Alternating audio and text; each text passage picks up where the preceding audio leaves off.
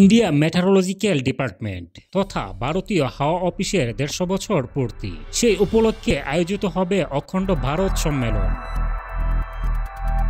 যেখানে যোগদানের জন্য বাংলাদেশ, পাকিস্তানের মতো একাধিক দেশকে আমন্ত্রণ জানানো হয়েছে। কিন্তু দিল্লির এই আমন্ত্রণ ফিরিয়ে দিয়েছেন বাংলাদেশের অন্তর্বর্তী সরকারের প্রধান উপদেষ্টা ডক্টর মোহাম্মদ ইউনূস।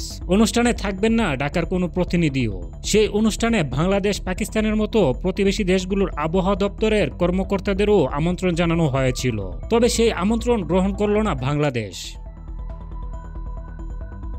বাংলাদেশ আবহাওয়া দপ্তরের ভারপ্রাপ্ত পরিচালক মমিনুল ইসলাম জানিয়ে দিয়েছেন, ভারতে মৌসুম ভবনের অনুষ্ঠানে তারা যোগ দেবে না, কারণ নিজের দেশের টাকায় অপ্রয়োজনীয় বিদেশ ভ্রমণ করা থেকে বিরত থাকতে হবে বলে জানিয়েছে সরকার।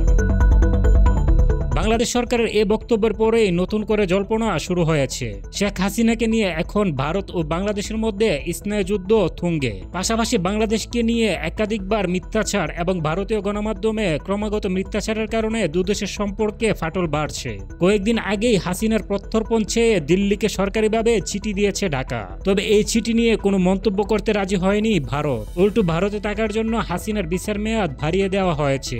ভারতের বিশ্লেষকদের মধ্যে কূটনৈতিক টানাপোড়েনের জেরেই এই ভারত সফরকে এক কথায় অপ্রয়োজনীয় বলে বাতিল করে দিয়েছেন ডক্টর ইউনূস।